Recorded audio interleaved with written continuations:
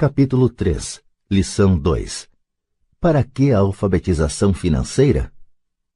Em 1990, meu melhor amigo Mike assumiu o império de seu pai e está fazendo de fato um trabalho melhor do que o dele. Encontramo-nos 1 ou 2 vezes no ano, no campo de golfe. Ele e sua mulher são muito mais ricos do que você possa imaginar. O império de pai rico está em grandes mãos e Mike está agora preparando seu filho para ocupar seu lugar, tal como seu pai nos preparou. Em 1994, aposentei-me aos 47 anos de idade e minha mulher, Kim, tinha 37 anos. A aposentadoria não significa deixar de trabalhar. Para minha mulher e para mim, quer dizer que se não houver mudanças cataclísmicas inesperadas, podemos trabalhar ou não, e nossa riqueza continuará aumentando automaticamente, ficando bem à frente da inflação. Acho que isso representa liberdade. Os ativos são suficientemente grandes para crescerem por si próprios. É como plantar uma árvore. Você a rega durante anos, então um dia ela não precisa mais disso. Suas raízes são suficientemente profundas. Então a árvore lhe proporciona sombra para seu prazer. Mike optou por dirigir o império e eu por aposentar-me. Sempre que faço palestras, as pessoas perguntam o que lhes aconselho ou o que elas deveriam fazer. Como começar? Há algum bom livro que eu possa recomendar? O que elas deveriam fazer para preparar seus filhos? Qual é o segredo do sucesso? Como é o segredo do sucesso? Como é que eu ganho milhões? Nessas ocasiões, sempre me lembro de um artigo que me deram certa vez. Diz mais ou menos o seguinte: os homens de negócios mais ricos. Em 1923, um grupo de nossos maiores líderes e homens de negócios mais ricos participou de um encontro no hotel Edgewater Beach, em Chicago. Entre eles estava Charles Schwab, presidente da maior siderúrgica independente, Samuel Insull, presidente da maior empresa de energia elétrica, Howard Hobson, presidente da maior empresa fornecedora de gás, Ivar Krieger, presidente da International Match Company, uma das maiores empresas da época, Leon Fraser, presidente do Banco Internacional de Compensações Financeiras, Richard Whitney, presidente da Bolsa de Valores de Nova York, Arthur Cotton e Jesse Livermore, 2 dos maiores especuladores de ações, e Albert Fall, um membro do gabinete do presidente Harding. 25 anos depois, 9 deles, os listados anteriormente, terminaram como se segue. Schwab morreu sem um centavo, depois de viver 5 anos de empréstimos. Insull morreu falido em um país estrangeiro. Krieger e Cotton também morreram falidos. Hobson ficou louco. Whitney e Albert Fall tinham acabado de sair da cadeia. Fraser e Livermore se suicidaram. Duvido que alguém possa dizer o que aconteceu realmente com aqueles homens. Se você olhar a data da reunião 1923, foi antes do crash da Bolsa de 1929 e da Grande Depressão, o que, desconfio, deve ter provocado grande impacto sobre esses homens e suas vidas. O interessante é isto. Hoje vivemos em tempos de mudanças maiores e mais aceleradas do que esses homens vivenciaram. Imagino que nos próximos 25 anos deverão registrar-se auges e quedas comparáveis aos enfrentados por eles. Estou muito preocupado com o fato de que gente demais se preocupa excessivamente com dinheiro e não com sua maior riqueza, a educação. Se as pessoas estiverem preparadas para ser flexíveis, se mantiverem suas mentes abertas e aprenderem, elas se tornarão cada vez mais ricas ao longo dessas mudanças. Se elas pensarem que o dinheiro resolverá seus problemas, receio que terão dias difíceis. A inteligência resolve problemas e gera dinheiro. O dinheiro sem a inteligência financeira é dinheiro que desaparece depressa. A maioria das pessoas não percebe que na vida o que importa não é quanto dinheiro você ganha, mas quanto dinheiro você conserva. Todos ouvimos histórias de ganhadores de prêmios na loteria que eram pobres, enriqueceram subitamente e voltaram a ser pobres. Ganham milhões e logo estão de volta ao ponto de partida. Ou histórias de atletas profissionais que aos 24 anos ganham milhões de dólares ao ano e que aos 34 estão dormindo embaixo da ponte. Hoje de manhã, quando estou escrevendo isto, o jornal conta a história de um jovem jogador de basquete que 1 ano atrás era milionário. Hoje, ele diz que seus amigos, seu advogado e seu contador levaram todo o seu dinheiro e está trabalhando em um lava-carros por um salário mínimo. Ele tem apenas 29 anos. Foi demitido do lava-carros porque se recusou a tirar seu anel de campeão enquanto trabalhava, e por isso sua história chegou ao jornal. Ele estava lutando por sua reintegração, alegando dificuldades para sobreviver e discriminação. O anel era tudo o que lhe restara. Afirmava que se isso lhe fosse tirado, ele desmoronaria. Em 1997, sei de muitas pessoas que estão se tornando milionários instantâneos. É a volta dos loucos anos 20. E embora fique feliz de ver que pessoas se tornam cada vez mais ricas, só posso advertir que a longo prazo não importa tanto o quanto você ganhou, mas o quanto você conservou e por quantas gerações isso é conservado. Partindo deste princípio, quando as pessoas perguntam como o senhor começou, ou diga-me como ficar rico rapidamente, elas frequentemente ficam muito desapontadas com minha resposta. Eu simplesmente lhes digo o que meu pai rico me falou quando eu era um moleque. Se você quiser ficar rico, você precisa de uma alfabetização financeira. A ideia era martelada na minha cabeça toda vez que nos encontrávamos. Como já disse, meu pai instruído destacava a importância da leitura de livros, enquanto meu pai rico destacava a necessidade de dominar os conhecimentos das finanças. Se você quer construir um Empire State Building, a primeira coisa a fazer é cavar profundamente o terreno e construir sólidos alicerces. Se você vai construir uma casa no subúrbio, é bom recordar que, diferentemente do Brasil, nos Estados Unidos, os subúrbios são os locais de moradia das classes mais abastadas. Tudo o que tem a fazer é assentá-la numa laje de concreto de 15 centímetros. A maioria das pessoas, em sua ânsia de enriquecer, tenta construir um Empire State Building sobre uma laje de 15 centímetros. Nosso sistema escolar, por ter sido criado na época agrária, ainda acredita em casas sem alicerces. Chão de terra batida ainda está na moda. Assim a garotada sai da escola sem qualquer fundamento financeiro. Um dia, insones e endividados no subúrbio, vivendo o sonho americano, elas decidem que a resposta para seus problemas financeiros está em achar um meio de enriquecer rapidamente. Começam a construção do arranha-céu. Sobe rapidamente e logo em lugar de um Empire State Building temos a torre inclinada dos subúrbios, de volta às noites insones. No meu caso e no de Mike, quando adultos as nossas escolhas foram possíveis porque fomos ensinados a construir sólidos alicerces quando éramos apenas crianças. Agora vejamos, a contabilidade é possivelmente um dos assuntos mais áridos do mundo e pode também ser o mais confuso. Mas se você quiser ser rico, pode ser o assunto mais importante. A questão é como pegar um tema entediante e confuso e ensiná-lo a crianças. A resposta é: simplifique. Comece por ensiná-lo por meio de figuras.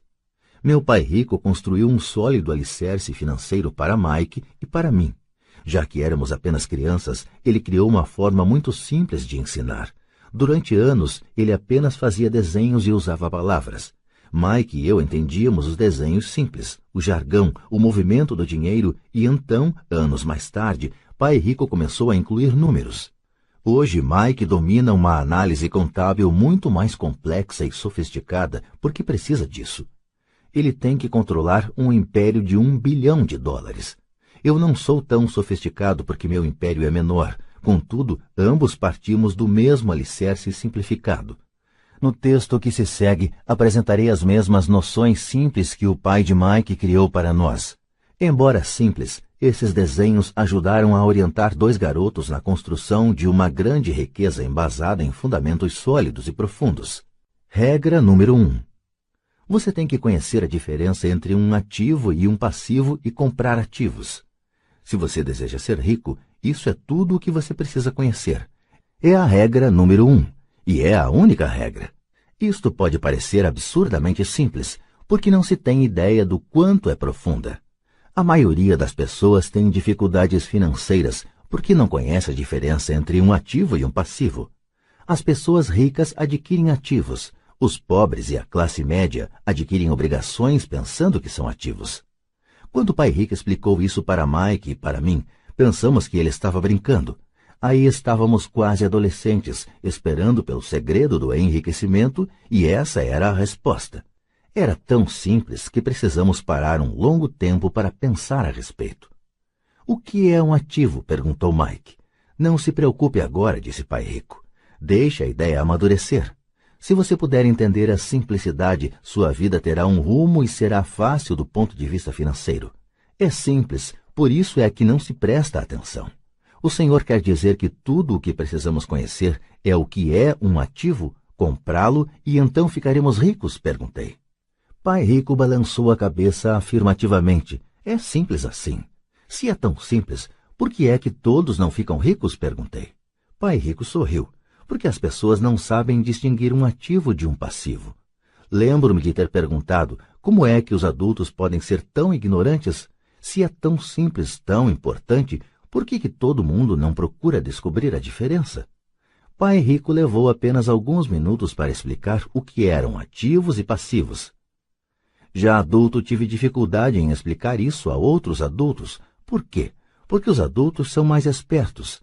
Na maioria dos casos, a simplicidade da ideia escapa aos adultos porque eles foram educados de maneira diferente.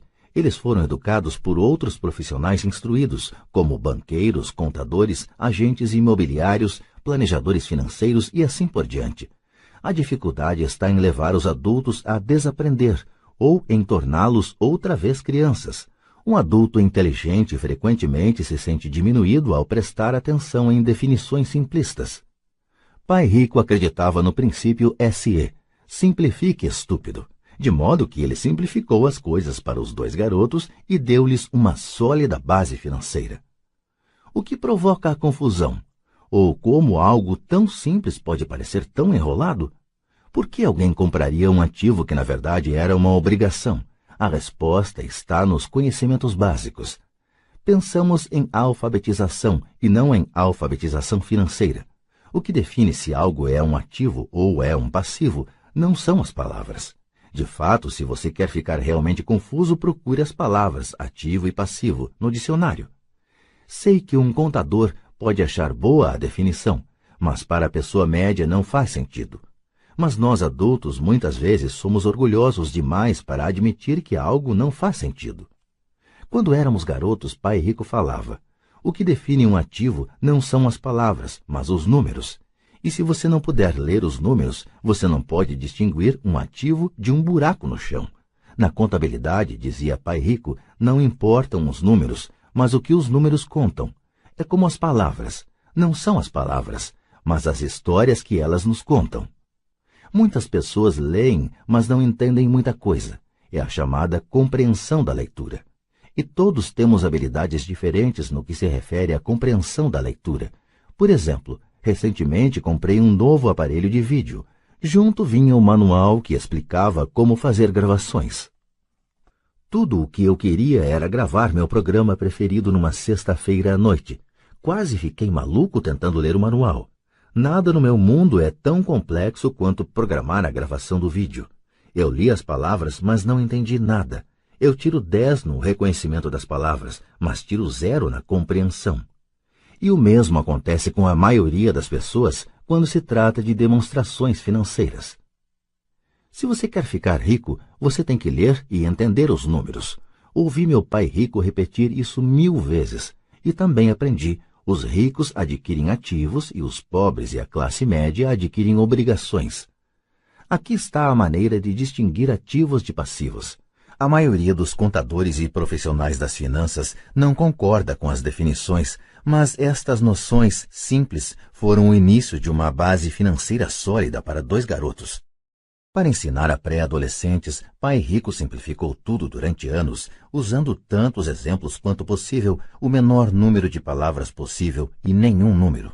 Para demonstrar o padrão de um fluxo de caixa de um ativo e de um passivo, você pode desenhar 2 retângulos divididos ao meio por uma linha. No primeiro, nomeie uma das partes como renda e a outra como despesa. Este desenho vai chamar-se demonstração de renda, muitas vezes chamada de demonstração de lucros e perdas. Mede rendas e despesas, dinheiro que entra e dinheiro que sai.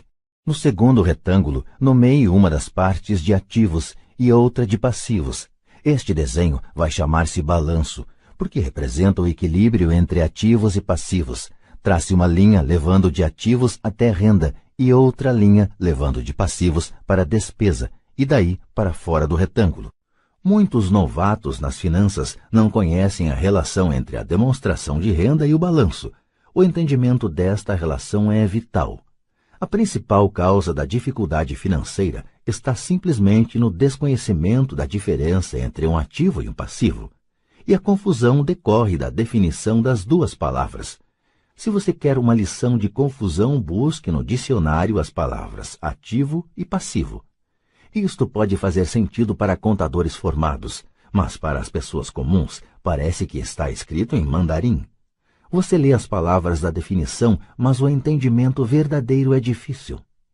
Como disse anteriormente, meu pai rico dizia para 2 garotos que ativos põem dinheiro no seu bolso. Simpático, simples e útil. Agora que ativos e passivos foram definidos nos desenhos que você fez e que chamaremos de diagramas, pode ficar mais fácil o entendimento das palavras. Um ativo é algo que põe dinheiro no meu bolso. Um passivo é algo que tira dinheiro do meu bolso. Isso é o que você realmente precisa saber. Se quer ser rico, simplesmente passe sua vida comprando ativos. Se quer ser pobre ou pertencer à classe média, passe a vida comprando passivos. É o desconhecimento dessa diferença que provoca a maior parte das dificuldades financeiras na vida real. Analfabetismo, tanto de palavras quanto de números, é a base das dificuldades financeiras. Se as pessoas têm problemas com as finanças, existem dados que elas não podem ler, sejam palavras, sejam números. Alguma coisa não está sendo compreendida. Os ricos são ricos porque possuem nível de alfabetização superior ao das pessoas com dificuldades financeiras. Se você quer ficar rico e conservar sua fortuna, é importante ser alfabetizado do ponto de vista financeiro, tanto em palavras quanto em números. As linhas que você desenhou nos diagramas representam o movimento do dinheiro ou fluxo de caixa. Números dizem pouco, palavras também dizem pouco. É a história que conta. Nas demonstrações financeiras, a leitura dos números é a busca pelo enredo, pela história. A história de para onde o dinheiro está indo. Em 80% das famílias, a história financeira é um percurso de trabalho árduo na tentativa de progredir. Não porque não ganhem dinheiro, mas porque passam suas vidas comprando passivos no lugar de ativos. Num exemplo de fluxo de caixa de uma pessoa pobre ou de um jovem que ainda mora com os pais, teríamos uma renda proveniente de um emprego e nas despesas teríamos impostos, alimentação, aluguel, vestimentas, diversão e transporte. Nada em ativos, nada em passivos. No exemplo de uma pessoa de classe média, teríamos igualmente uma renda gerada por emprego, mas nas despesas, além das citadas, estaria incluída uma hipoteca imobiliária. Também não teríamos nada em ativos, mas em passivos estariam hipoteca imobiliária, empréstimos, cartões de crédito. No fluxo de caixa de uma pessoa rica, as rendas seriam geradas por dividendos, juros, renda imobiliária, royalties. Nada nas despesas, nada em passivos. Em ativos teríamos ações, títulos, promissórias, imóveis, propriedade intelectual. Todos esses exemplos estão obviamente bastante simplificados. Todos têm despesas de subsistência, necessidade de alimentação, moradia e vestimentas. Os diagramas mostram o fluxo de caixa na vida de pessoas pobres da classe média e ricas. É esse fluxo de caixa que conta a história. É a história de como a pessoa lida com o dinheiro e o que faz depois que tem o dinheiro em mãos. Comecei apresentando a história dos homens mais ricos dos Estados Unidos porque quis ilustrar a falha no pensamento de tantas pessoas. A falha é considerar que o dinheiro resolverá todos os problemas. É por isso que me arrepio quando ouço as pessoas perguntando como ficar ricas rapidamente, ou por onde começar. Muitas vezes ouço, estou endividado, por isso preciso ganhar mais dinheiro. Porém, mais dinheiro nem sempre resolve o problema. De fato, pode até aumentá-lo. O dinheiro muitas vezes põe a nu nossas trágicas falhas humanas. É como um holofote sobre o que não sabemos. É por isso que, com muita frequência, uma pessoa que tem um ganho súbito de dinheiro, uma herança, um aumento salarial ou um prêmio na loteria, volta rapidamente ao mesmo ponto ou até pior, ao caos financeiro em que se encontrava antes de receber esse dinheiro. O dinheiro só acentua o padrão de fluxo de caixa que está na sua mente. Se seu padrão for gastar tudo o que ganha, o mais provável é que um aumento de dinheiro disponível apenas resulte em um aumento de despesa. Como se diz popularmente, um louco e seu dinheiro fazem uma grande festa. Repeti inúmeras vezes que vamos à escola para adquirir habilidades acadêmicas e profissionais, ambas muito importantes. Na década de 1970, quando eu frequentava o 2º grau, se alguém fosse bem-sucedido academicamente, quase imediatamente imaginava-se que esse estudante brilhante se tornaria um médico. Muitas vezes nem se perguntava se o jovem desejava ser médico. Era uma pressuposição. Era uma profissão que prometia a maior recompensa financeira. Hoje os médicos enfrentam dificuldades financeiras que não desejaria a meus piores inimigos. Seguradoras controlando os negócios, cuidados de saúde de administrados, intervenção governamental e processos por erro médico, para mencionar algumas. E a garotada quer ser estrela do basquete, jogador de golfe como Tiger Woods, gênio da computação, estrela do cinema, roqueiro, rainha de beleza ou corretor de Wall Street. Isso ocorre simplesmente porque é aí que estão a fama, o dinheiro e o prestígio. Eis o motivo por que é tão difícil motivar a garotada na escola. Eles sabem que o sucesso profissional já não depende apenas do sucesso acadêmico como em outros tempos. Como os estudantes deixam a escola sem habilidades financeiras, milhões de pessoas instruídas obtêm sucesso em suas profissões, mas depois se deparam com dificuldades financeiras. Trabalham muito, mas não progridem. O que falta em sua educação não é saber como ganhar dinheiro, mas como gastá-lo. O que fazer com ele depois de tê-lo ganho? É o que se chama aptidão financeira. O que você faz com o dinheiro depois que o ganhou? Como evitar que as pessoas lhe tirem o dinheiro? Quanto tempo você o conserva e o quanto esse dinheiro trabalha para você? A maioria das pessoas não descobre o motivo de suas dificuldades financeiras porque não entende os fluxos de caixa. Uma pessoa pode ser muito instruída, bem-sucedida profissionalmente e ser analfabeta do ponto de vista financeiro. Essas pessoas muitas vezes trabalham mais do que seria necessário porque aprenderam a trabalhar arduamente, mas não como fazer o dinheiro trabalhar para elas. A história de como a conquista de um sonho financeiro se transforma em um pesadelo financeiro. A visão cinematográfica de pessoas trabalhadoras tem um padrão definido. Recém-casados, jovens altamente instruídos, felizes, mudam-se para um de seus pequenos apartamentos alugados. Imediatamente percebem que estão poupando dinheiro, porque dois podem viver com a mesma despesa de um. O problema é que o apartamento é apertado. Decidem então poupar para comprar a casa de seus sonhos e ter filhos. Eles têm duas rendas e se concentram em suas carreiras. Suas rendas começam a aumentar e a aumentar. E suas despesas também. A despesa número 1, para a maioria, são os impostos. Muitas pessoas pensam que se trata do imposto de renda, mas para grande parte dos americanos, o que pesa mais é a Seguridade Social. Para o empregado, parece que a contribuição para a Seguridade Social, combinada com a do Medicare, é de cerca de 7,5%, mas na verdade é de 15%.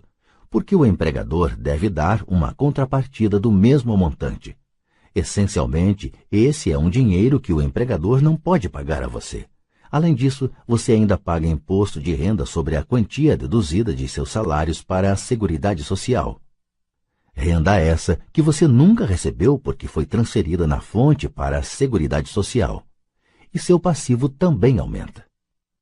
Isso é visto mais claramente se voltarmos ao caso do jovem casal. Em consequência do aumento de suas rendas, eles resolvem comprar a casa de seus sonhos. Uma vez adquirida, eles pagam um novo imposto, o chamado imposto de propriedade. Então, eles compram um carro novo, novos móveis e novos eletrodomésticos para montar um novo lar. E de repente acordam e a coluna do passivo está atulhada de dívidas hipotecárias e do cartão de crédito. Agora eles estão aprisionados na corrida dos ratos. Chega o primeiro filho. Eles trabalham ainda mais. Mais dinheiro e mais impostos. A chamada escalada da alíquota. Um cartão de crédito chega pelo correio. Eles o usam. Mais despesa. Uma financeira telefona e diz que seu maior ativo, sua casa, teve seu valor aumentado. A empresa oferece um empréstimo de consolidação, porque sua ficha é tão boa e lhes diz que o mais inteligente a fazer é zerar os altos juros ao consumidor, liquidando seu débito junto ao cartão de crédito. E, além de tudo, os juros pagos sobre a hipoteca imobiliária podem ser deduzidos do imposto de renda. Eles aceitam e zeram os débitos de seus cartões de crédito onerados pelos elevados juros ao consumidor. Eles suspiram aliviados. A dívida com o cartão de crédito está encerrada. Agora suas dívidas de consumo estão somadas à hipoteca imobiliária de sua casa própria. As prestações mensais são reduzidas porque ampliaram o financiamento para 30 anos. É atitude muito inteligente. O vizinho os convida para irem às compras. Afinal, está começando a liquidação do Memorial Day, uma chance de poupar algum dinheiro. Eles se dizem, não vamos comprar nada, só vamos olhar. Mas para a eventualidade de achar uma boa oferta, põe aquele novo cartão de crédito na carteira. Encontro este jovem casal a toda hora. Seus nomes mudam, mas seu dilema financeiro é o mesmo. Eles vêm a minhas palestras para ouvir o que eu tenho a dizer. Perguntam-me, o senhor pode nos dizer como ganhar mais dinheiro? Seus hábitos de compra os levam a buscar mais renda. Eles nem sabem que o problema está na forma que escolheram para gastar o dinheiro que têm. São provocados por seu analfabetismo financeiro e por não entenderem a diferença entre um ativo e um passivo. Raramente os problemas de dinheiro das pessoas são resolvidos com mais dinheiro. A inteligência resolve os problemas. Um amigo meu costuma repetir uma frase para as pessoas endividadas. Se você descobre que se enterrou num buraco, pare de cavar. Quando criança, meu pai dizia frequentemente que os japoneses conheciam 3 poderes: o poder da espada, o poder da joia e o poder do espelho. A espada simboliza o poder das armas. Os Estados Unidos têm gastado trilhões de dólares em armamento e, por isso, são a presença militar suprema do mundo. A joia representa o poder do dinheiro. Há uma certa verdade no dito: lembre-se da regra de ouro, quem tem o ouro faz as regras. O espelho significa o poder do autoconhecimento. Esse autoconhecimento, de acordo com a lenda japonesa, era o mais apreciado dos 3. Os pobres e a classe média muitas vezes permitem que o poder do dinheiro os controle. Ao simplesmente acordar e trabalhar mais arduamente, deixando de perguntar-se a si mesmos se o que fazem tem sentido, eles dão um tiro no próprio pé na hora em que saem de casa todos os dias. Por não entendê-lo plenamente, a vasta maioria das pessoas permite que o formidável poder do dinheiro exerça o controle sobre elas. Contudo, o poder do dinheiro é usado contra elas. Se usassem o poder do espelho, teriam se perguntado: isto tem sentido? Com muita frequência, em vez de confiar em sua sabedoria íntima, a maioria das pessoas acompanha a multidão. Fazem apenas o que todo mundo faz. Conformam-se em vez de questionar. Muitas vezes repetem sem pensar o que lhes foi dito. Ideias como diversifique, ou sua casa é um ativo, sua casa é o maior investimento, você terá uma redução nos impostos endividando-se mais, consiga um emprego seguro, não assuma riscos. Disse que para muitas pessoas o medo de falar em público é maior do que o medo da morte. De acordo com psiquiatras, o medo de falar em público é provocado pelo medo do ostracismo, o medo de aparecer, o medo das críticas, o medo do ridículo, o medo de se tornar um pária. O medo de ser diferente impede que muitas pessoas busquem novas formas de resolver seus problemas. É por isso que meu pai instruído dizia que os japoneses davam maior valor ao poder do espelho, porque somente quando nós, como seres humanos, nos olhamos no espelho, encontramos a verdade. E a principal razão pela qual as pessoas dizem procure segurança é o medo. Isso vale para tudo: esporte, relacionamento, carreira ou dinheiro. É esse mesmo medo, o medo do ostracismo, que leva as pessoas a se conformarem e a não questionarem opiniões aceitas ou tendências generalizadas. Sua casa é um ativo, Faça um empréstimo consolidando suas dívidas e livre-se delas. Trabalhe com mais afinco, isto é uma promoção. Algum dia chego a vice-presidente, poupe. Quando tiver um aumento, vou comprar uma casa maior. Fundos mútuos são seguros. Bonecas Tyco e Elmo estão em falta, mas ainda tenho uma reservada para um cliente que não apareceu. Muitos dos grandes problemas financeiros são causados pelo desejo de se acompanhar a maioria e não querer ficar atrás do vizinho. Ocasionalmente, todos nós precisamos nos olhar no espelho e seguir nossa sabedoria interior e não nossos medos. Quando Mike e eu estávamos com uns 16 anos, começamos a ter problemas na escola. Não éramos maus garotos, apenas começamos a nos distanciar da maioria. Trabalhávamos para o pai do Mike depois das aulas e nos fins de semana. Muitas vezes Mike e eu passávamos horas depois do trabalho sentados junto do seu pai enquanto este se reunia com diretores de banco, advogados, contadores, corretores, investidores, gerentes e empregados. Ele era um homem que deixara a escola aos 13 anos e agora dirigia e instruía, comandava e questionava pessoas com alto nível de escolaridade. Elas acorriam a seu chamado e se preocupavam quando ele não as aprovava. Esse era um homem que não tinha acompanhado a multidão, um homem que pensava por si próprio e detestava as palavras "temos que fazer assim, porque todos fazem assim". Ele também odiava ouvir "não é possível". Se você quisesse levá-lo a fazer alguma coisa, bastava dizer "acho que o senhor não consegue isso". Mike e eu aprendemos mais assistindo a essas reuniões do que em anos de escola, incluindo a faculdade.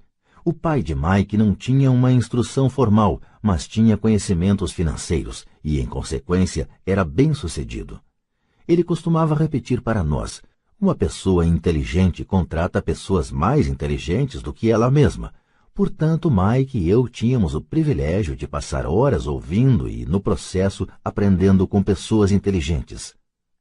Mas por causa disso, Mike e eu não podíamos acomodar-nos ao dogma padrão que nossos professores pregavam. E isso criava problemas. Sempre que um professor falava, se vocês não tirarem boas notas, vocês não se sairão bem no mundo real, Mike e eu franzíamos as sobrancelhas. Quando nos diziam para seguir as normas e não nos desviarmos das regras, víamos por que esse processo de ensino desestimulava de fato a criatividade. Começamos a entender por que Pai Rico nos dizia que as escolas se destinavam a formar bons empregados em lugar de bons empregadores. De vez em quando, Mike e eu perguntávamos a nossos professores como se aplicava na prática o que estávamos estudando, ou por que não estudávamos o dinheiro e como ele funcionava. Esta última pergunta era muitas vezes respondida com a afirmação de que o dinheiro não era importante, que se nós tivéssemos uma educação excelente, o dinheiro viria atrás. Quanto mais sabíamos sobre o poder do dinheiro, mais nos distanciávamos de nossos mestres e colegas. Meu pai instruído nunca me pressionava em relação às notas. Muitas vezes me perguntei por quê. Ele, porém, começou a discutir sobre dinheiro. Com 16 anos, já tinha provavelmente uma base de conhecimentos sobre dinheiro melhor do que minha mãe e meu pai. Eu sabia escriturar livros contábeis, ouvia especialistas em tributação, advogados especializados em questões empresariais, gerentes de banco, corretores imobiliários e investidores. Meu pai falava com professores. Certo dia, meu pai falou que nossa casa era seu maior investimento. Uma discussão um tanto desagradável teve início quando eu lhe mostrei por que não achava que uma casa fosse um bom investimento. Havia uma diferença na percepção de meu pai rico e de meu pai pobre no que se referia a casas. Um pensava que sua casa era um ativo, o outro que era um passivo. Atualmente ainda ouço contestações à ideia de que uma casa não é um ativo. E sei que para a maioria das pessoas ela é não só o seu maior investimento, como também seu sonho. E sermos donos de nossa moradia é melhor do que nada. Eu ofereço simplesmente uma maneira alternativa de encarar esse dogma popular. Se minha mulher e eu fôssemos comprar uma casa maior, mais vistosa, nós a encararíamos não como um ativo, mas como um passivo, já que iria tirar dinheiro de nossos bolsos. Aqui vai o argumento que desenvolvo. Na verdade, não espero que a maioria das pessoas concorde com ele, uma vez que um lar agradável é um fator emocional. E no que se refere a dinheiro, grandes emoções tendem a reduzir a inteligência financeira. 1. Em relação a casas, destaco que em geral as pessoas passam a vida pagando por uma moradia que nunca será delas. Em outras palavras, compra-se uma casa nova a cada tantos anos, incorrendo cada vez em um novo empréstimo de 30 anos sobre a casa anterior. 2. Apesar de poderem deduzir os juros da hipoteca para fins de imposto de renda, as pessoas pagam todas as demais despesas com o dinheiro que sobra depois de pago o imposto, mesmo depois que liquidam a hipoteca. 3. Impostos sobre a propriedade. Os pais de minha mulher ficaram chocados quando os impostos sobre a propriedade relativos à sua residência aumentaram para $1.000 mensais. Isso ocorreu após sua aposentadoria, de modo que o aumento pressionou seu orçamento e eles se viram obrigados a mudar de casa. 4. O valor dos imóveis nem sempre aumenta.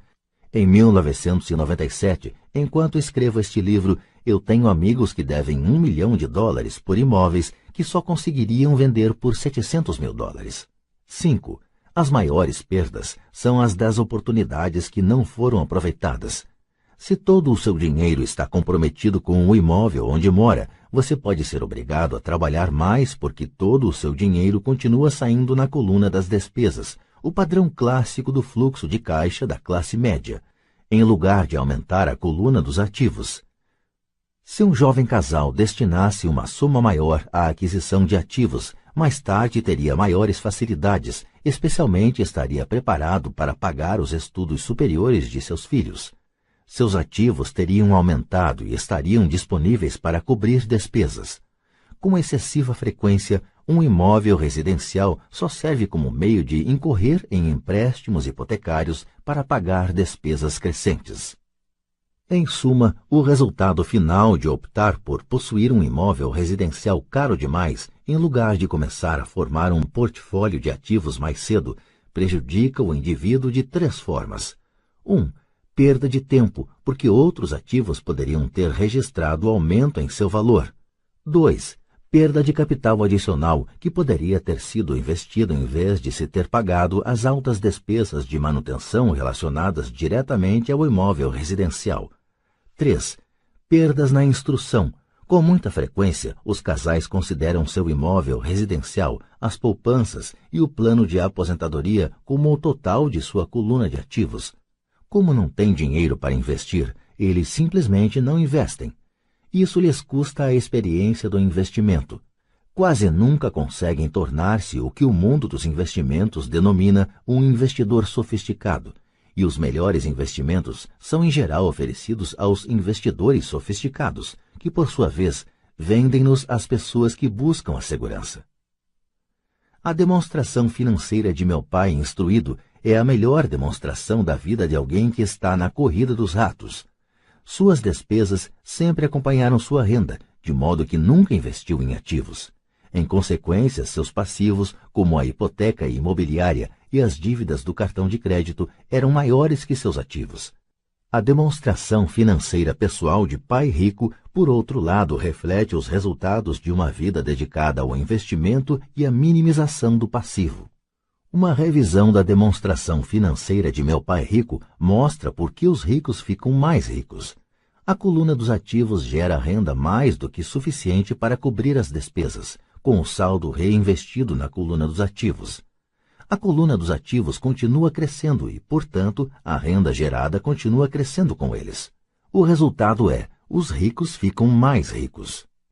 A classe média se encontra em um estado de constantes dificuldades financeiras. Sua renda principal é gerada por salários, e quando seus salários aumentam, os impostos também aumentam. Suas despesas tendem a crescer no mesmo montante de seus salários, daí a expressão corrida dos ratos. Eles consideram seu imóvel residencial como seu principal ativo, em lugar de investir em ativos geradores de renda. O padrão de se considerar o imóvel residencial como investimento e a filosofia de que um aumento de salário significa que você pode comprar uma casa maior ou gastar mais é a base do atual endividamento da sociedade. Este processo de despesa crescente faz com que as famílias se endividem mais e tenham mais incerteza financeira, mesmo quando progridem no emprego e recebem aumentos salariais regulares. Esta é uma vida muito arriscada decorrente da precária instrução financeira. A maciça perda de empregos da década de 1990, o downsizing das empresas, trouxe à luz a instabilidade financeira da classe média. De repente, os planos de pensão das empresas estavam sendo substituídos por planos 401k, planos de contribuição definida em que a aposentadoria resulta do montante acumulado ao longo dos anos e que são o oposto dos antigos planos de aposentadoria em que o benefício era definido. A Seguridade Social está obviamente com problemas e não pode ser considerada uma alternativa de aposentadoria. O pânico se instalou na classe média. O bom nestes dias é que muitas dessas pessoas reconheceram esses problemas e começaram a aplicar em fundos mútuos. Este aumento nos investimentos é responsável em boa medida pela acentuada alta do mercado de ações. Hoje, mais e mais fundos mútuos estão sendo criados em resposta à demanda da classe média. Os fundos mútuos são populares porque representam segurança. Os aplicadores médios dos fundos de pensão estão demasiadamente ocupados trabalhando para pagar impostos e hipotecas imobiliárias e têm dificuldade em poupar de modo a poder pôr seus filhos na faculdade e liquidar as dívidas do cartão de crédito. Não têm tempo de aprender a investir, de modo que confiam na experiência do administrador do fundo mútuo.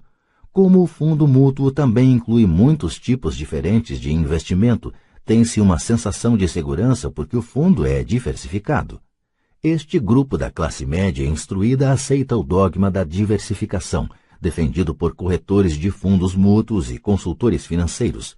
Procure a segurança, evite o risco. A verdadeira tragédia, contudo, é a falta de instrução financeira precoce, responsável pelo risco enfrentado pela pessoa comum da classe média. A razão é que precisam procurar a segurança porque uma situação financeira é, na melhor das hipóteses, precária. Seus balanços não fecham, estão atulhados de passivos, sem verdadeiros ativos para gerar renda. Em geral, sua única fonte de renda é o contra-cheque. Seu modo de vida depende totalmente do empregador. Sendo assim, quando os verdadeiros negócios de sua vida aparecem, essas mesmas pessoas não podem aproveitar a oportunidade. Elas devem procurar a segurança porque estão trabalhando muito, pagando impostos máximos e assoberbadas de dívidas. Como disse no início da sessão, a regra mais importante é conhecer a diferença entre um ativo e um passivo.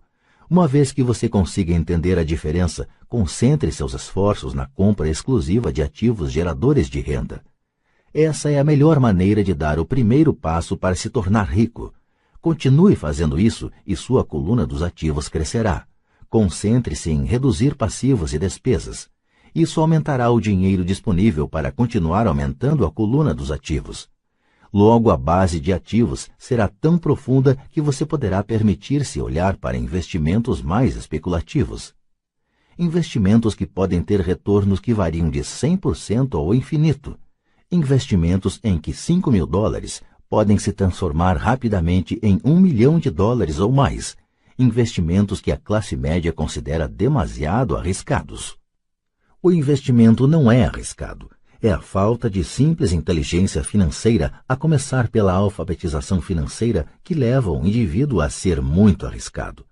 Se você fizer o que as massas fazem, você estará na seguinte situação.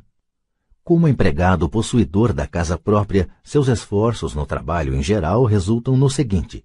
1. Você trabalha para alguém.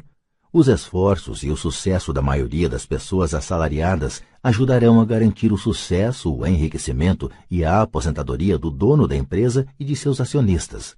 2. Você trabalha para o governo. O governo fica com uma parte de seu contra-cheque antes mesmo que você veja o dinheiro. Ao trabalhar mais, você simplesmente aumenta o montante de impostos que o governo arrecada. A maioria das pessoas trabalha de janeiro a maio apenas para o governo. 3. Você trabalha para o banco. Depois dos impostos, sua maior despesa é, em geral, a hipoteca imobiliária e a conta do cartão de crédito. O problema decorrente de simplesmente trabalhar mais é que cada uma dessas 3 parcelas leva consigo uma parte maior de seu esforço. Você precisa aprender a fazer com que seus maiores esforços beneficiem diretamente você e sua família. Uma vez que você decidiu cuidar de seus próprios problemas, como determinar seus objetivos. É necessário, em geral, dedicar-se à sua profissão e usar os salários recebidos para financiar a aquisição de ativos. À medida que os ativos crescem, como medir a extensão de seu sucesso quando alguém percebe que está rico, que tem fortuna? Da mesma maneira que tenho minhas definições de ativos e passivos, também tenho minha própria definição para a riqueza. Na verdade, eu a tomei emprestada de alguém chamado Buckminster Fuller. Alguns o consideram um charlatão e outros um gênio vivo. Anos atrás, ele criou um auê entre os arquitetos ao solicitar a patente para algo chamado um domo geodésico. Mas ao fazer isso, ele também falou algo sobre a riqueza. Parecia à primeira vista muito confuso, mas depois de relê-lo algumas vezes começou a fazer sentido. A riqueza é a capacidade de uma pessoa sobreviver tantos dias a mais, ou, se eu parar de trabalhar hoje, por quanto tempo poderei sobreviver? Ao contrário do patrimônio líquido, a diferença entre ativos e passivos, que frequentemente está repleta com o lixo caro e as opiniões de pessoas sobre o valor das coisas, esta definição cria a possibilidade de desenvolver uma mensuração verdadeiramente acurada.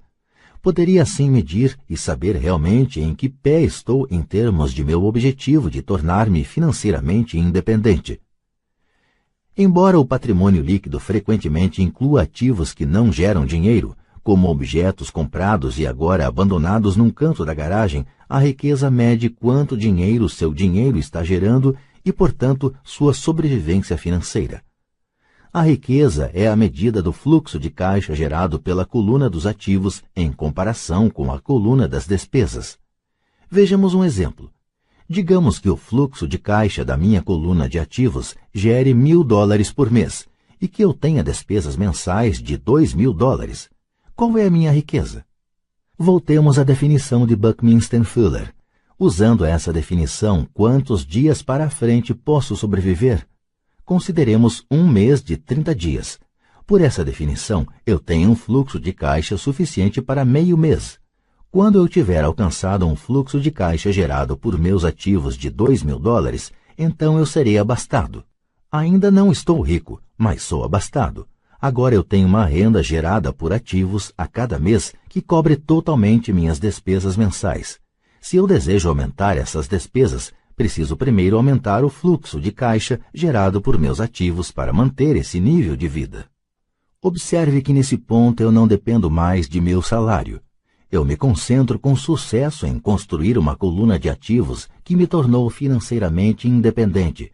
Se eu largar meu emprego hoje, eu poderei cobrir minhas despesas mensais com o fluxo de caixa gerado por meus ativos. Meu próximo objetivo poderia ser empregar o excedente de meu fluxo de caixa no reinvestimento em mais ativos. Quanto mais dinheiro for destinado para a coluna dos ativos, mais esta crescerá. Quanto mais meus ativos crescerem, mais aumentará meu fluxo de caixa.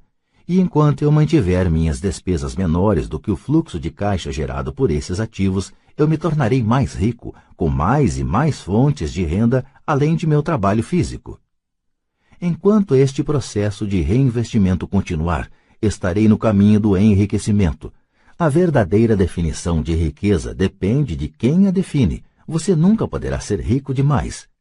Lembre desta observação simples. Os ricos compram ativos. Os pobres só têm despesas. A classe média compra passivos pensando que são ativos.